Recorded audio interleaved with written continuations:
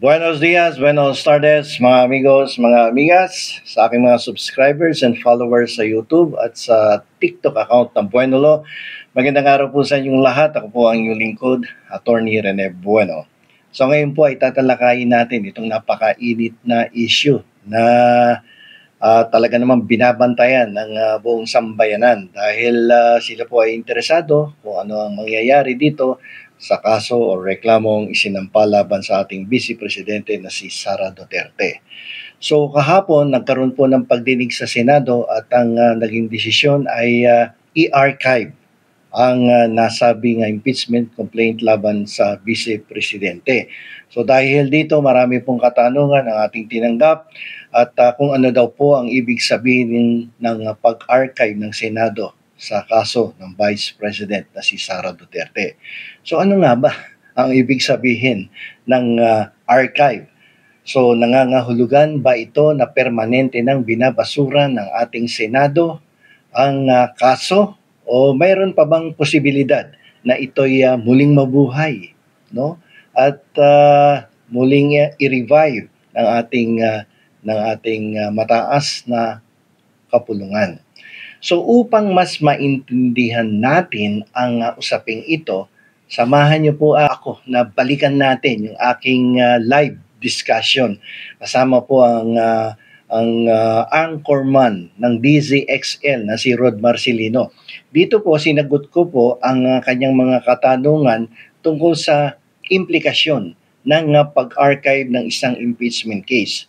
Mahalaga pong malaman natin ang bagay na ito hindi lamang para sa mga ordinaryong mga Pilipino, pati na rin sa mga abogado na nagmamalasakit sa ating demokrasya at sa panuntunan ng ating batas. Alas 8:03 na po ng maayong buntag. Nasa linya po natin ngayon si Attorney Rene Bueno, legal expert. Dito pa rin sa naging pasya ng Senado na para i-archive ang impeachment laban kay VP Sara Duterte. Gusto nating kunin din no, yung opinion ni Attorney Rene Bueno. Ano ba yung kanyang nakikita rito? Kasi sa botong 19, apat ang hindi pumabor, isang nag-abstain.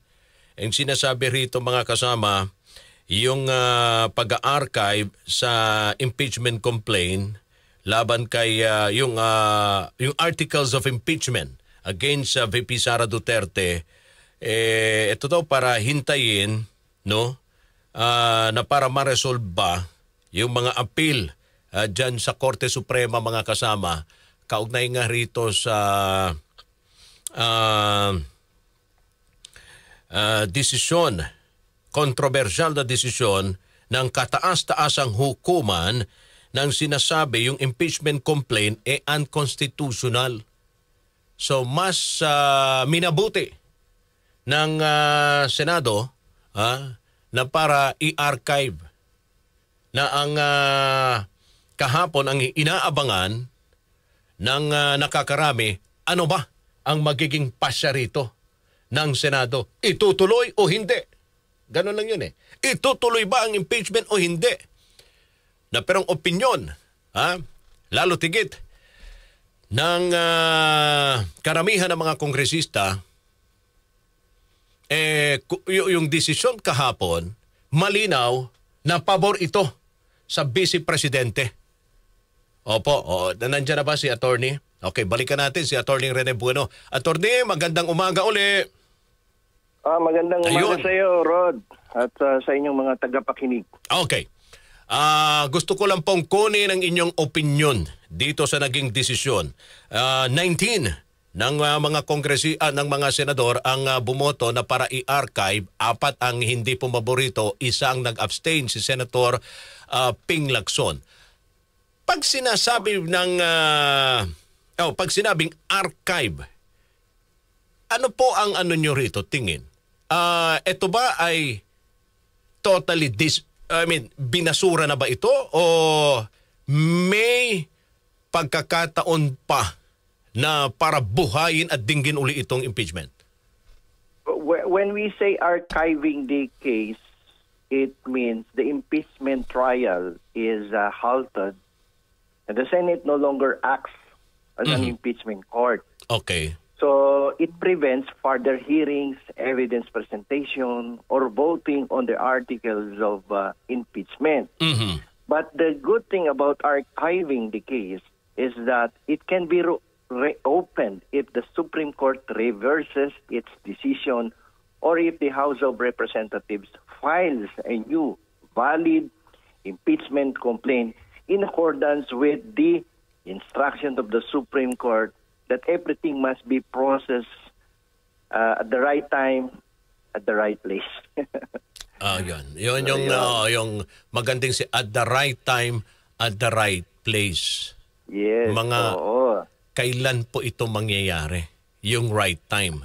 Paano ito mauumpisahan uli? Malinaw, yung sinasabi ni attorney, pwedeng buhayin ito uli. Yung impeachment case. Which is, yun naman talaga ang sinasabi din ng motion ni Senator Joel na pinaboran ng karamihan po ng mga senador. Habang inaayos itong issue ng Korte Suprema na sinasabing unconstitutional, may mga nag-file ng motion for reconsideration, mga kasama, na gustong baliktarin yung sitwasyon, i-archive muna. Pero paano ba ang magiging proseso uli? Kung sakasakali mga kasama, may desisyon po ang Korte Suprema. Paano uli ang magiging proseso nito? Yung pagbuhay sa impeachment complaint laban kay Vice President Sara Duterte. Kasi kahapon ang inaabangan ng karamihan dalawa lang yung desisyon sana. Ituloy o i-dismiss. Pero yung ilan ay sinasabi, matik na yun. Parang naano na nila, na-predict na nila sa kung ano ang magiging pasya ng Senado rito sa impeachment complaint laban kay Vice President. Okay, balikan natin si Attorney Rene. Alright, Attorney, naputol ho kayo. Yes, as we speak kanina, sabi natin, yung pagkaka-archive niyan can be reopened if the Supreme Court reverses its decision or if the House files a new valid impeachment complaint according to the instruction of the Supreme Court doon sa decision ng Duterte versus House of Representatives. Dapat sumunod kasi sa tamang proseso at the right time and at the right place. Pag binuhay uli ito, okay, yung impeachment na complaint na nasa archive ngayon dyan sa Senado, paano ho magiging proseso? Mabubuhay lamang yan kung ang ating Korte Suprema ay papaboran ang motion for reconsideration na isinampa ng House of Representatives. Pero kung hindi papaboran ng Supreme Court ang motion for reconsideration, the best thing for the House of Representatives to do is to wait until the lapse of the one-year bar rule, which will take place on February 6. So a new complaint will be filed with the House of Representatives. So nakadepende pa rin pala sa Korte Suprema rito? Oo, yung pagkabuhay niya kasi ngayon that is considered as dead Okay. Yun. Tapos kailangan buhayin yan kapag nagkaroon ng favorable result from the decision of the Supreme Court, the motion for reconsideration. Oo. Pero okay, kung sakasakali, kaagad may desisyon rito ang Korte Suprema at bubuhayin ito ng Senado. Yung proseso, ganun pa. Mabilis lang ba? Kukunin nila uli doon sa archive at pag-uusapan uli sa Senado? The Senate will immediately be converted into impeachment court. Will immediately convene as an impeachment court if the motion for reconsideration will be favorably be granted by the Supreme Court. Pero ganun nasa kanila na yung impeachment complaint di ba? Nasa na sa kanila. So they were prevented to continue the hearing because of lack of jurisdiction, and the complaint is considered as null and void. But if the Supreme Court will reverse its own decision, the Senate may proceed with the impeachment trial. Pero sa inyo pong opinion, Kasi kahapon pinagtatalunan nga kung final bang executory o hindi pa final yung desisyon ng Korte Suprema. Oo. Dito sa mga nakabinbin, yung naging desisyon ng Korte Suprema na unconstitutional, yun ba ay final na? Since ang nakalagay doon is immediately executory, then the Senate must abide by the decision of the Supreme Court. But they were given at least 15 days to file their motion for reconsideration. But the fact that there was an instruction to immediately execute the decision of the Supreme Court, then the Senate must follow that decision strictly. But regardless of whether there was this motion for reconsideration na ipinay sa ating Korte Suprema, dapat ini-execute na nila kaagad based on our existing rules. Ayun. So, pero gaya ng sabi nyo nga, sa ngayon malinaw, yan ay patay na yung impeachment. Patay na po yan. Oo. Patay na po yung impeachment na yan.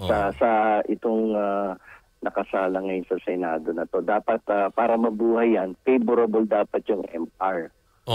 Tapos, para gusto nila mabuhay uli o kaya ay magkaroon uli ng panibagong impeachment complaint, magsampa na sila ng tama and valid impeachment complaint sa February 6. Ngayon, may pagkakataon ngayon ang House of Representatives while waiting for the result of the motion for reconsideration, which will take several weeks or even months.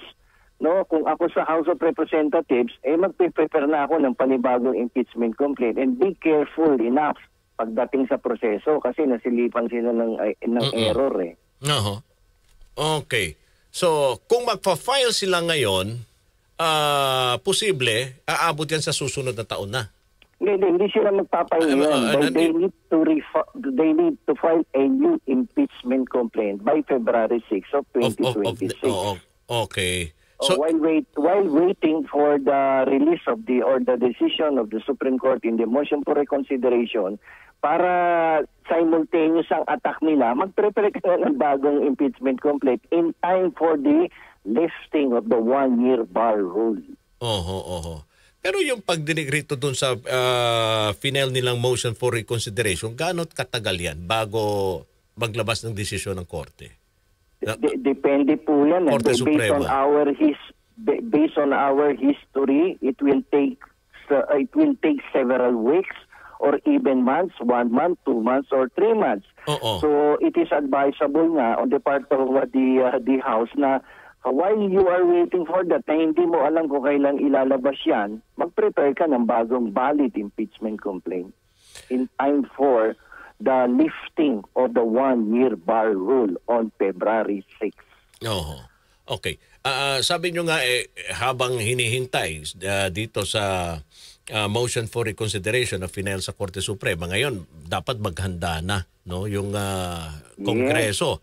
Mangalap na sila ng mga bagong ebidensya para hindi ma-technical uli. Hindi madadali sila uli kung sakasakali magpa-file sila by February of 2026. Ano yung mga dapat nilang i-consider ito at siguraduhin na hindi na magkakamali sila?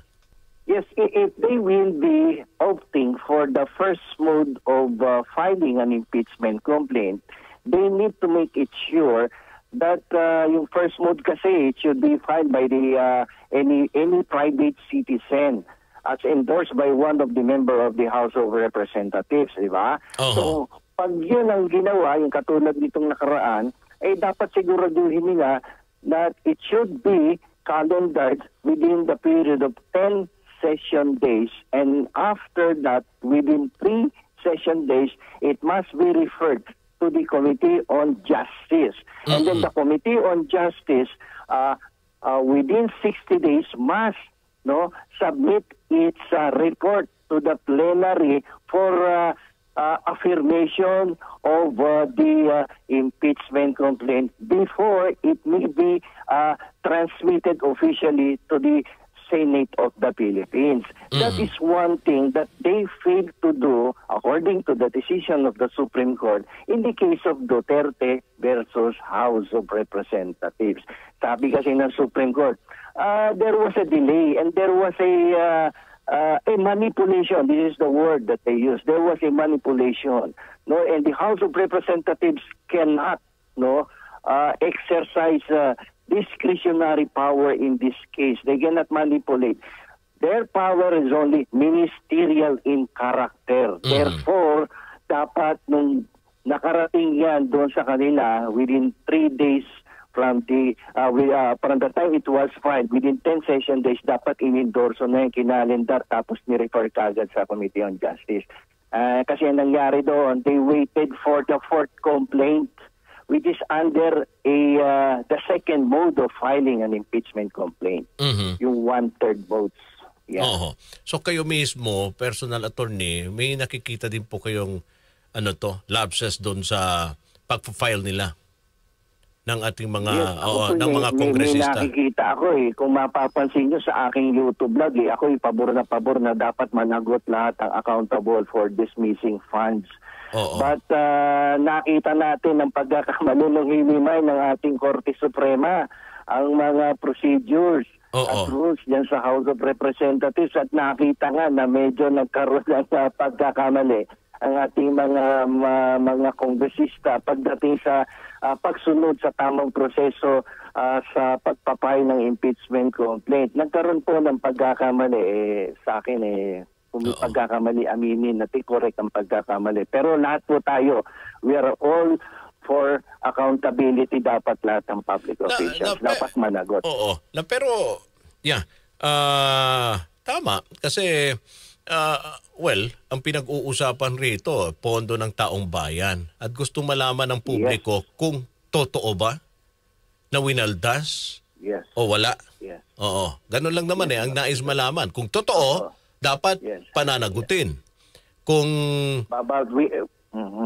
kung wala namang kasalanan, existing rules. Pero we need to follow the existing rules. The law is hard, but that is the law. Exactly.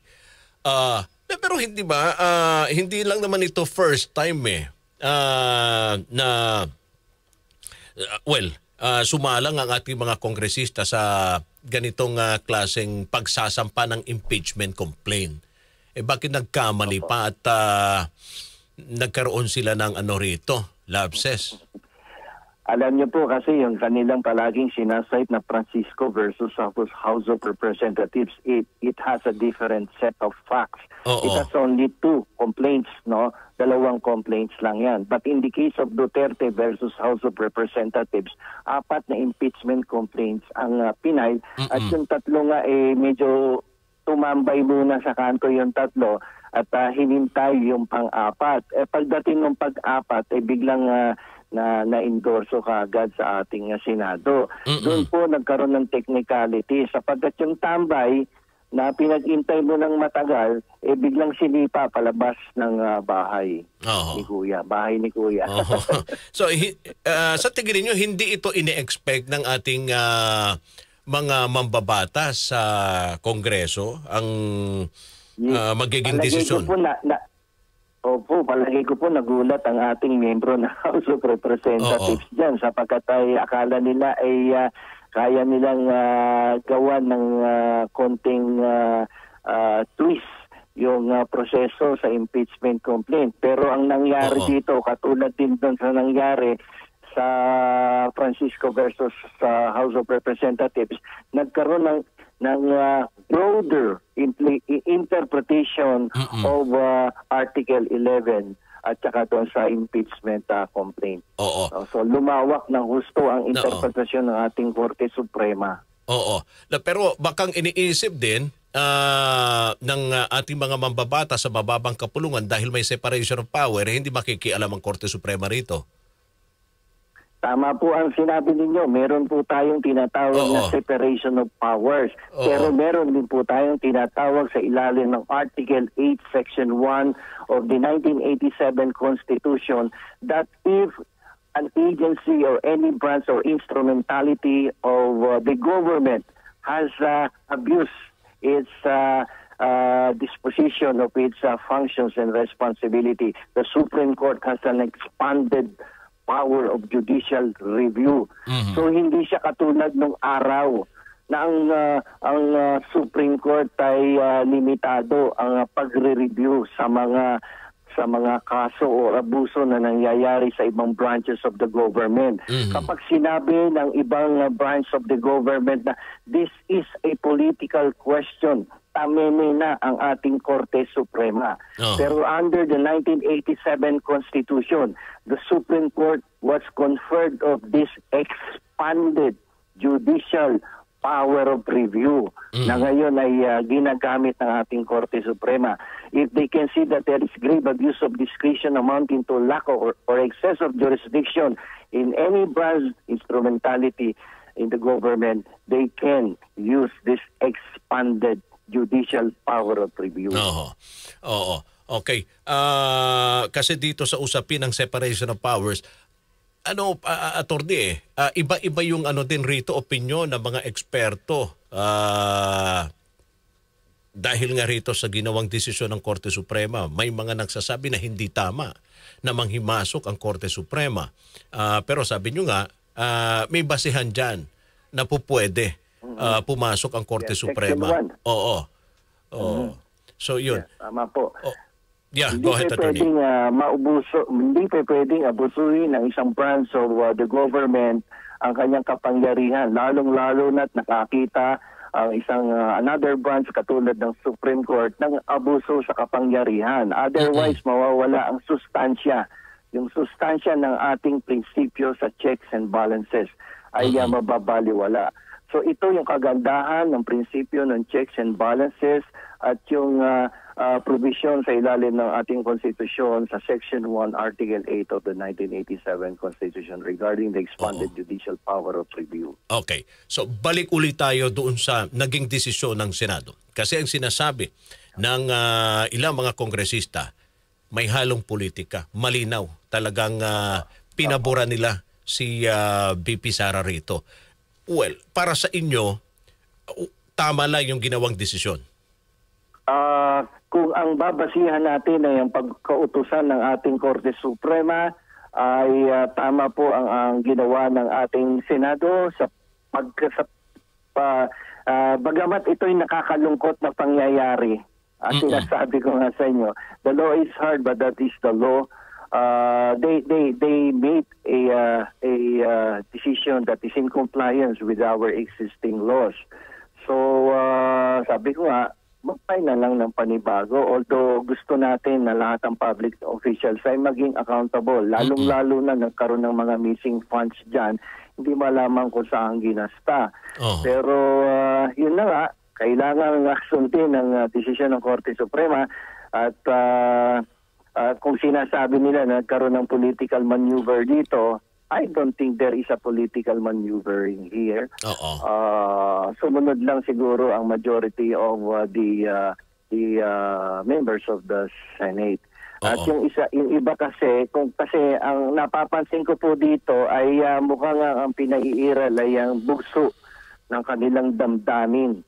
No, dahil maintindihan naman natin sapagkat daang-daang milyong piso ang nawawala at hindi maipaliwanag sa taong bayan kung saan ito ginamit. Pero may mga pagkakataon na kinakailangan ng ating mga mambabatas at mga nasa kantungkulan ay sumunod ng istrikto sa panuntunan ng ating mga umiiral na batas. Doon naman sa naging motion ni Senator Tito Soto, ano po ang inyo pong opinion doon? Na ite-table na lang. Dito pa rin sa impeachment. Ang kanya sa motion ni Senator Tito Soto, i-table na lang yung impeachment complaint. Hindi po hindi po ako sumasang-ayon doon. Kailangan Oo. po kasi nga po wala na kayong jurisdiction eh. Actually, win-win solution yung nangyari kahapon na i-archive to. Oo. Pero sa ganang akin na wala namang jurisdiction at considered as null and void yung impeachment complaint, there is no legal basis on the part of the good senator to table the impeachment. This is a fair decision for the Senate dito sa impeachment. Actually, that is a fair decision. Oo. Kasi kung ikukumpara natin dun sa motion din ni Senator Marcoleta, yun naman naman gusto niya tuloy ang Oo. Baka at least dito may konting hope ng konti do sa archiving. Oo. Na muling mabubuhay siya. Oo, kasi kung yun ang naging desisyon, abay sigurado mas mainit pa sa sa bulkan na pumutok na ang magiging reaction rito. Yun. Baka makakita tayo ng sabong bawat kanto, nagsasabong sa pagtatalo ang bawat tao. Pero linawin lang natin uli, Attorney Rene, no? Kahit sinasabi dead, pero pwede itong buhayin uli. Doon naman sa kanilang deliberation, discussion kahapon, sa kanilang mga argumento, ay malinaw naman na sinabi na if the motion for reconsideration will be favorably be granted by the Supreme Court, then they can just get it from the files and then proceed with the impeachment trial. Ayun, alright. Sige. Maraming salamat din sa pagkakataon na binigay mo sa akin, Rod, at sa magandang umaga sa lahat ng inyong tagapakinig sa DCXL. Ayun. Alright, thank you very much, Attorney Rene Bueno, mga kasama. Magaling din ito magbigay ng kanyang mga opinion sa ganitong klase mga usapin. So, gaya po ng ating napakinggan, ang pag-archive po ng kaso ng Vice Presidente ay hindi po nangangahulugan na permanente na itong ibinabasura doon sa mataas na kapulungan. Ito ay pansamantalang ilalagay sa isang baul at kapag ang ating pong Korte Suprema ay nagbigay na po ng kanyang desisyon, lalong-lalo na kung ito ay favorable sa ating House of Representatives, muli pong mabubuhay ang nai-archive na impeachment complaint laban sa Vice Presidente sapagkat ito ay pansamantalang pagtigil lamang ng proseso. Ibig sabihin walang paglilitis, walang pagpapakita ng ebidensya, walang kikilos sa Senado habang ang motion for reconsideration ay hindi pa nadidesisyonan ng ating mataas na hukuman. So yan po ang mangyayari dyan. So in the meantime, balik sa regular duties ang ating mga senador habang hindi nagdidesisyon ang ating Supreme Court. So sa mga susunod na linggo, tutukan natin ang magiging aksyon ng Korte Suprema sa motion for reconsideration na isinampa ng House of Representatives. Ito ang maaaring magtakda kung muling mabubuksan ang impeachment proceedings at the right time, at the right place, alinsunod sa ating mga umiiral na batas. Ang ating pong demokrasya ay nakasalalay sa pagrespeto sa checks and balances sa pagitan ng iba't ibang sangay ng gobyerno, kaya't mahalaga na tayo ay manatiling mapagmadyag at mulat sa mga isyong tulad ng kaso ng ating Vice Presidente na si Sara Duterte. So hanggang dito na lamang po, ito pong muli ang inyong lingkod, Attorney Rene Bueno, at marami pong salamat sa patuloy ninyong pagtangkilik sa aking YouTube channel at hanggang sa muli.